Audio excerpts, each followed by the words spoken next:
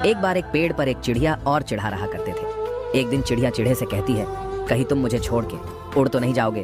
तो चिड़ा कहता है, अगर मैं उड़ जाऊं तो तुम मुझे पकड़ लेना। चिड़िया बोली, मैं तुम्हें पकड़ तो सकती हूँ मगर फिर पा तो नहीं सकती। ये सुन के चिड़े की आंखों में आंसू आ गए और उसने अपने पंख तोड़ दिए और बोला, अब हम हमेशा साथ रहेंगे। फिर एक दिन जोर का तूफान आता है और चिड़िया उड़ने लगती है। तभी चिड़ा बोला, तुम उड़ जाओ, मैं नहीं उड़ सकता। चिड़िया उड़ जाती है और कहती है, ठीक है, तुम अपना ख्याल रखना।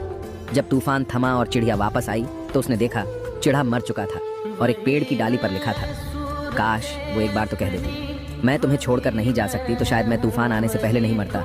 दोस्तों, अच्छा लगा हो तो शेयर जरूर करना।